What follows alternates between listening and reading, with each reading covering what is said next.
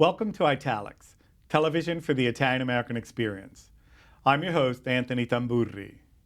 March is Women's History Month, a time in which we reflect upon the advances made by and for women and remind ourselves that women still are not fully emancipated in our society.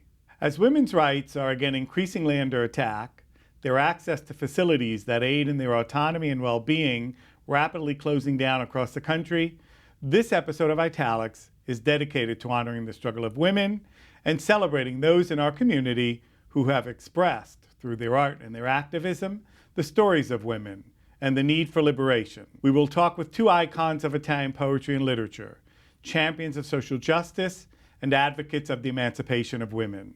Poet and activist Daniela Gioseffi joins us here in our studio to talk about her latest book, Pioneering Italian American Culture, Escaping la Vita della Cucina. We will also talk about forging into the mainstream in the 60s and 70s as a woman with an Italian American name, and breaking the silence for Italian American women. Correspondent Lucia Grillo takes us to Hastings-on-Hudson for a visit with seminal feminist author Helen Barolini to talk about her most widely known influential works, the novel Umbertina and the Dream Book, how they paved the way for marginalized voices and still hold up today, reflecting the urgent need for such voices, now more than ever.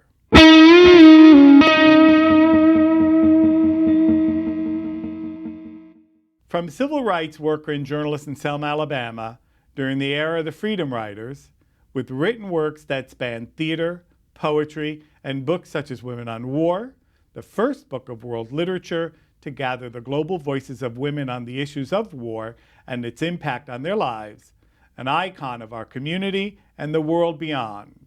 Joining us in our studio is Daniela Gioseffi. Daniela, welcome to Italics. I'm so pleased to be with you. Good. Let's start from the beginning. Okay. You were a freedom rider. Here's this young Italian-American woman who decides that she's got to get involved and has to do something about what was going on in the early 60s. It was a hard experience for you. Yes, it was. I was an intern journalist at WSLA-TV. I was only 20 years old, and because of my Italian father, I was still quite innocent and virginal. And I went down south to learn to be the next Faye Emerson, the next great spokeswoman on TV, which was my dream at that time. And I was naive in a way. I had been in school in Newark with African American students, so it wasn't strange to me to live in an integrated world. But I integrated Deep South television in a day when it wasn't done. I went on an all-black gospel show announcing freedom rides and sit-ins. The next morning, there was a burning cross on the lawn. There were watermelons thrown at the station, and I was taken to the jail in the middle of the night and abused when no one was looking by an assistant sheriff of Montgomery County. What I didn't realize at the time is there was no law. It wasn't like you could call the police. The police were the Klan. And so I got myself in quite a deep amount of trouble, but I never told my Italian father. He would have had a heart attack. So I kept that a secret, my abuse by the Klan a secret, until I was over 50, and I wrote The Bleeding Mimosa, the story of that experience, a fiction based on the story. You mentioned your Italian father, and you talk about your father in your works, and in fact there's one poem which actually talks about his sort of, we might say, progressive thinking, you know? And I wonder how much he influenced you as far as being someone to look out for others. Well, he had such a tenacious spirit, and he had worked so hard to become what he was. He was one of the first Italian immigrants to win a Phi Beta Kappa in the liberal arts and a Sigma Psi in the sciences, and he worked his way through Union College and then Columbia University to become a chemical engineer and an inventor. He was extremely compassionate and understanding, and yet he said to me, "Why does a girl want to go to college? You're only going to get married and have babies," when I wanted to go to school. So I had to work my way through Montclair State University, checking hats, working in a drugstore, babysitting, all kinds of odd jobs. And in the end, he was always saying to me, if only, he had 3 daughters, and he would say, if only I had a son to carry on the name. And he was so proud of being an Italian. And but then, when I finally did begin publishing, he said, you're as good as any son. So we had closure. He said, you put my name in the Library of Congress. Exactly. He was so proud of that. And yet he was my inspiration, because he was the one who read to me great literature when I was young. Dante, Shakespeare, Cervantes. He was reading to me when I was only 10. And so on the one hand, he inspired me, but on the other hand, it was a bit of a double bind. Yeah. Well, I'm sure a lot that double bind, I'm sure, is common with a lot of not just Italian Americans, but other immigrant children, I suspect. Yes, and even someone has written an essay. I think it was Marianne Menino, saying that women of my generation were more inspired by their fathers to be something in the world and to go out and have a career more than their mothers. All my aunts, my Italian aunts, my mother, they were all seamstresses in factories doing piecework, which I thought was P-E-A-C-E when I was a little girl, but it was not. It was P-I-E-C-E. Yeah. And so my only example of someone who made his way in the world was my father, and so his desire to have a son to carry on the name was a great inspiration to me. And when did you start writing? Oh, I was writing from a very young age. I was reading Shakespeare, Edna St. Vincent Millay, and Walt Whitman when I was in my teens. And I started writing a diary and writing poetry in my early teens, I would say, since I was 11, 12, 13. And then I began publishing during the new wave of feminism in the 60s.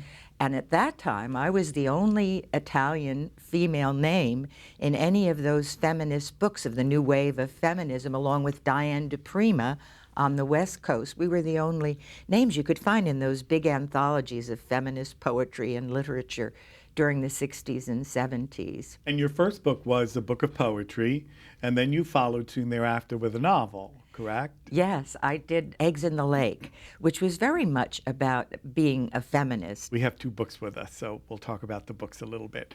Because if somebody wants to get an idea of a sort of trajectory of your writing and your thinking throughout your career thus far, they can pick up Pioneering Italian American Culture. Why don't you talk to us a little bit about this book and really how it came about, too, because it's not just your book. It is your book in the sense of most of your writings are in there, but someone decided to pay you homage. Well, Angelina Oberdan, it was her inspiration to put together all the essays I had written, the reviews I had written of other Italian-American writers, and my experience as an Italian-American woman forging her way into the mainstream of American literature, where I was published through the 60s and 70s before there were any Italian female names besides Diane DePrima in the mainstream. You are very much, and have been and are very much, a social activist.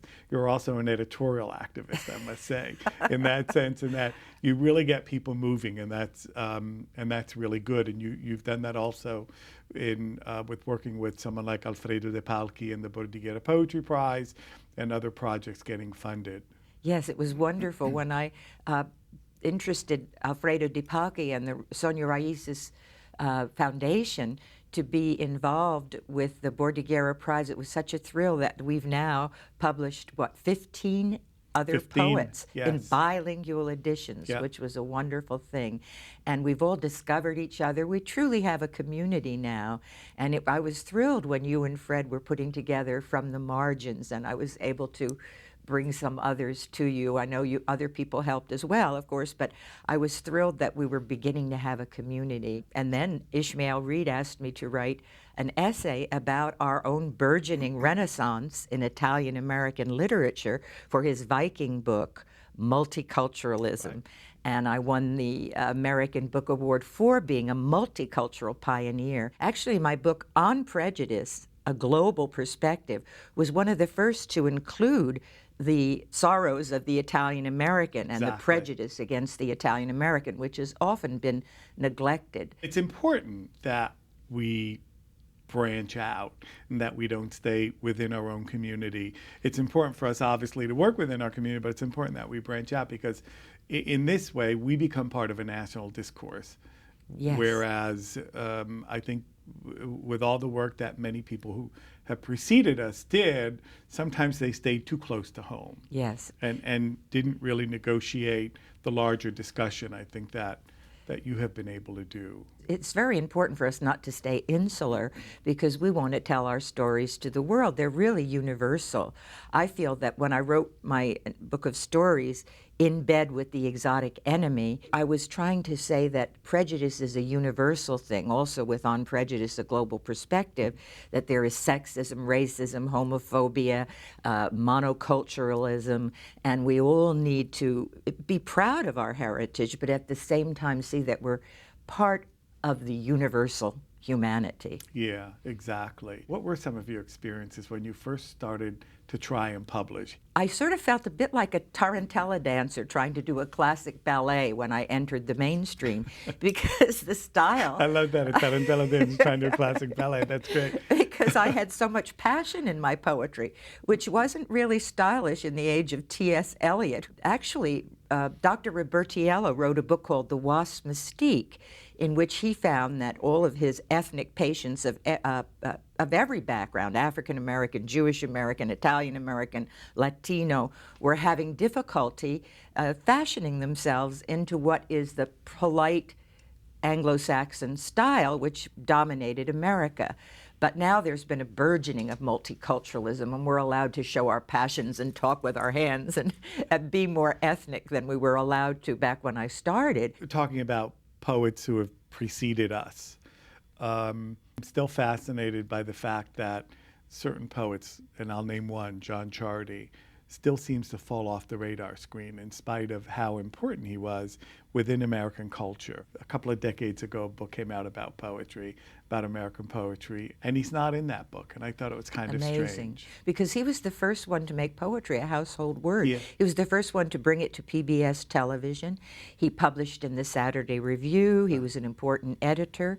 Lawrence Ferlinghetti, too, has published the most popular book ever in the United States, a big best-selling, the most best-selling poetry book, A Coney Island of the Mind. Right. It's been in print, it's still in print, it's sold over 1 million copies, and yet Lawrence Ferlinghetti and John Ciardi have never won a Pulitzer or a National Book Award, though they're names that have promoted poetry. The whole Beat generation wouldn't have existed without Ferlinghetti. City Lights Bookstore, the most famous bookstore for literature in the entire world, and the best-selling book, and he's been awarded everything from the French, from the Italians.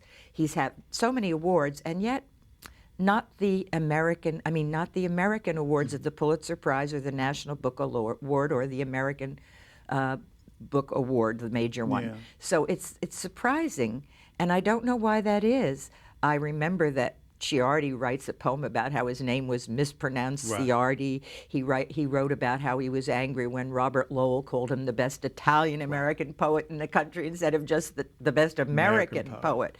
So it's a mystery why this continues. I just wanted to let our audience know that there is a documentary in the works that Anton Evangelista is doing on your life, and I'm not sure when it'll be completed, but I think by September. Okay, by September of this year. Great. Yes, Great. I'm thrilled about that. He's titled it Author and Activist, so that's nice, although I've always had 2 feet, one in the Italian-American community, one in the mainstream, one in activism, and one in literature. So I feel as though I've been striding 2 icebergs that could float apart any minute. But really, the one in Italian-American culture and the one in American culture is really, I think you've proven it to some degree, is what we need to do. Yes. To be able to keep the Italian-American alive and yet enter into what you have often called mainstream, dominant culture, whatever label we want to give it. Because we really are a part of the mainstream, even though we're proud of our Italian heritage. Exactly. Well, listen, I want to thank you for coming. Thank you so much. Okay. My pleasure. Living much of her adult life between the United States and Italy, her works, A Bridge Between the Two, expressing the experiences of women in both lands, in the past and in contemporary times, Helen Barolini is one of our community's most beloved authors, her character speaking directly to descendants and immigrants and extending further, lauded by such peers as Alice Walker. Let's go to Hastings-on-Hudson with correspondent Lucia Grillo for an afternoon chat with author Helen Barolini. Thank you for joining us on Italics. Thank you for this occasion. It's great to have you, especially for Women's History Month. Yes. In your vast body of work and in your advocacy of the works of others, you've done a lot through your own literature and what we'll call your proactive insistence that Italian-American women writers be heard. Yes. Your work has been widely recognized, lauded by the Italian-American community and by such as the New York Times Book Review and Alice Walker. Let's start with your story. After college, I had a grant to study in England. And when I was in England, I knew that what I really wanted to do was to get to Italy. I didn't want to go back after the grant was over. So I started writing travel pieces for the newspaper in Syracuse, where I come from. And that took me to Italy. And once I got to Italy, I had a letter of introduction to a journalist who perhaps could help me find material. That journalist was Antonio Barolini. So he was helpful. And I was there for about a year. And then I came back home. But I missed Antonio, and we corresponded. And then finally, he tried to get the clearance to come over to the States, but there was such a law in that period, the McCarran law, that they thought if Antonio had been anti-fascist, which he was during the war, he was in hiding, he must be a communist. He had been editor of his paper in Vicenza and had written against the fascist regime.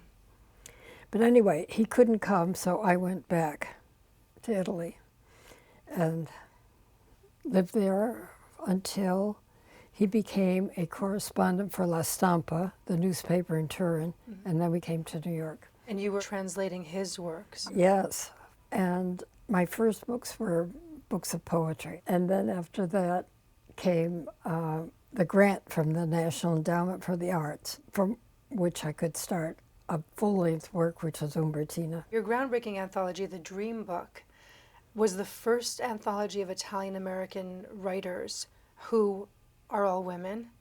We might assume, as with any other endeavor, that there were challenges. Well, I felt very fortunate that Schocken really wanted to take it on, because I thought it was a difficult subject to launch. I don't know how many in the wider public would be interested in just Italian-American women writers.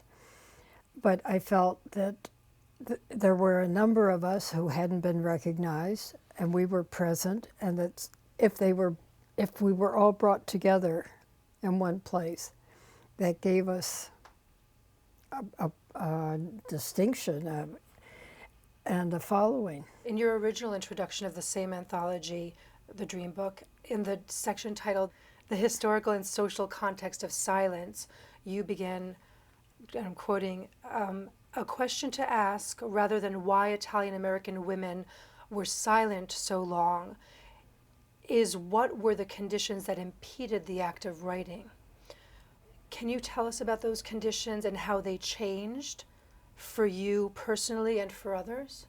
Well, I think Italian-American women, going way back to when they first got here, were workers. They had to work to survive here. And then there was family. And then it was the tradition itself. I mean, the Italian tradition is very hard for women, I think, in some ways. They were thought to be the mothers, the caretakers, the family, the home. You know, there was a lot of that here among Italian Americans. What are the conditions that impede writing now? Are they different from when you started? Now, there's just much more competition. And there are fewer publishers, unfortunately. And also there's great emphasis on mass market. And I think that maybe our material seems too restricted. Why do you think that Italian American literature hasn't been accepted as American literature? I think it just has to be taught and more disseminated, because I just don't think people are aware of it. Have you ever thought of how it should be disseminated more? Well, somebody's got to have a great bestseller like Mario Puzo did. And, that should have, in a way, opened up for the rest of us. But I don't think it did enough. Yeah, like opened up the mafia genre, Right, unfortunately, right. because that's not all his work. Because his Fortunate Pilgrim isn't that well known. Right. And that would have, if that had been the book Yes. that made it, Right. things would have been different. Can you imagine the stories We all have in stories. literature, film? Yeah. Yeah. Let's come to Umbertina. What place does it hold for you within your own body of work? Well, I always thought of it more as a feminist novel than an Italian-American novel, because the main protagonists are women, and they're women who achieve something.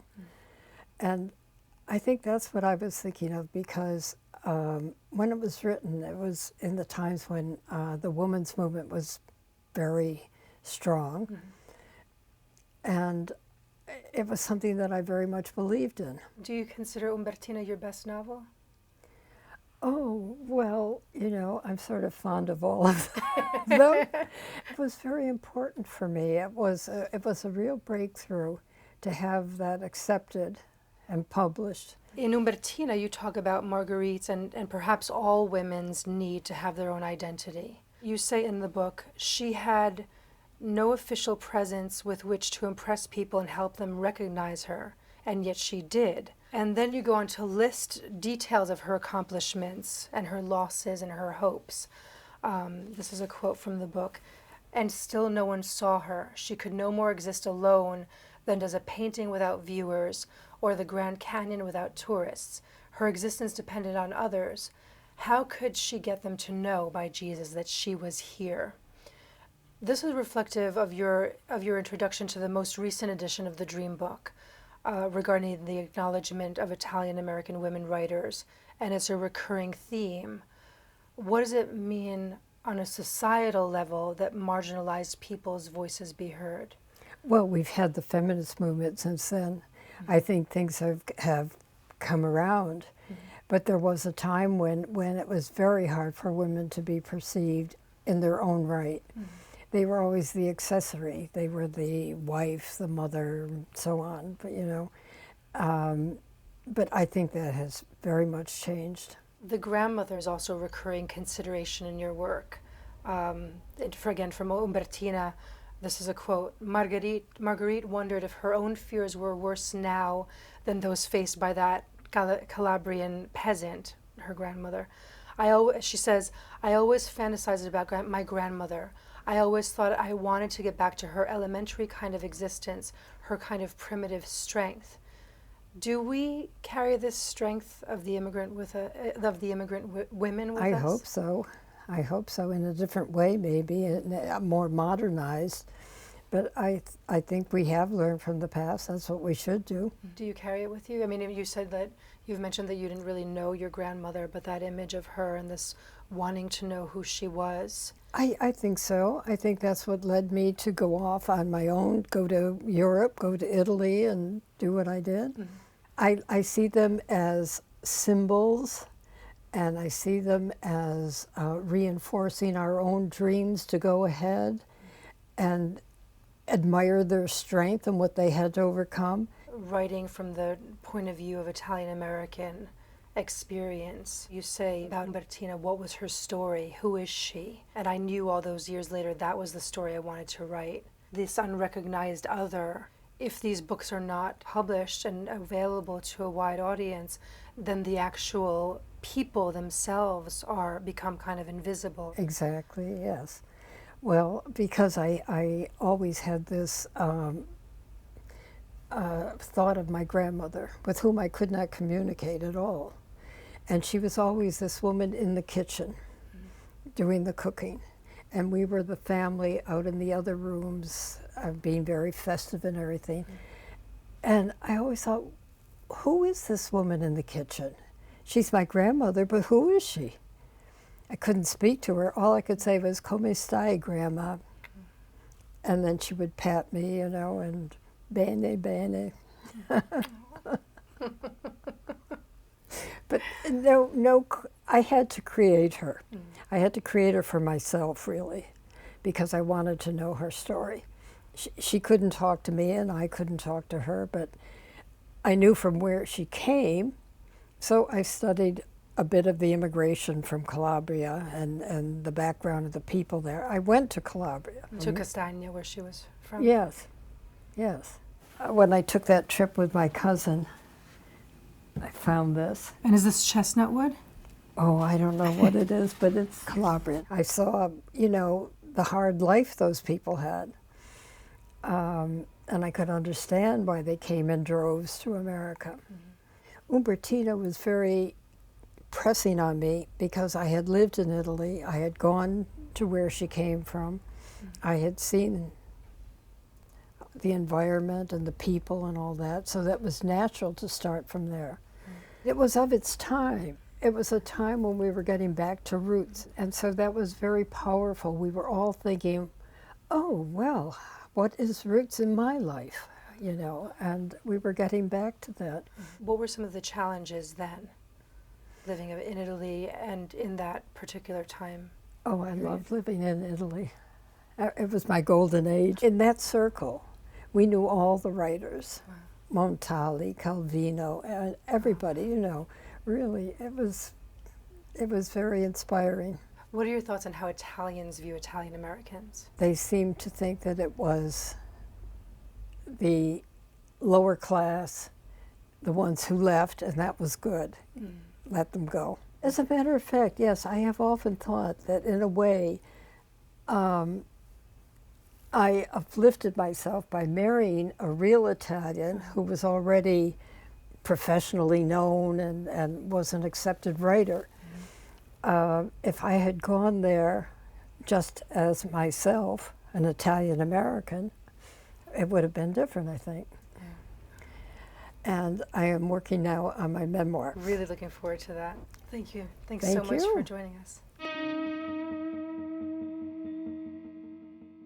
Italics joined artists and members of the New York community for Chalk, the first 10 years. Commemorating the Triangle Shirtwaist Factory fire, the Remember the Triangle Fire Coalition hit the streets on March 25th to write the names of 146 workers, most of them young immigrant women and girls who were killed that fateful day in 1911.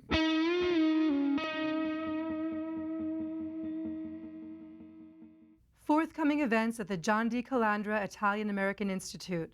April 16th, Texan Italian Stories, directed by Sergio Carvajal Leoni, followed by a post-screening discussion with the director and producer, led by Rosangela Briscese of the Calandra Institute.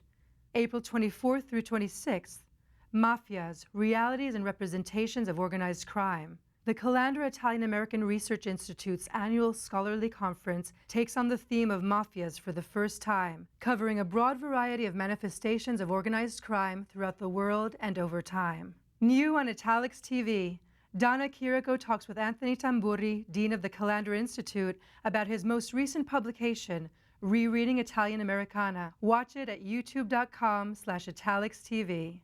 Thank you for tuning in to this episode of Italics. Tune in to our next episode of Italics, airing April 30th.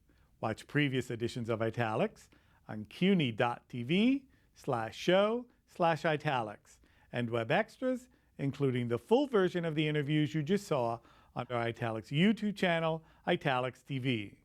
I'm Anthony Tamburri. Arrivederci alla prossima puntata. We'll leave you with Cairo's Italy Theater's Tosca and the Two Downstairs, running through March 30th at the Capo Opera in Manhattan.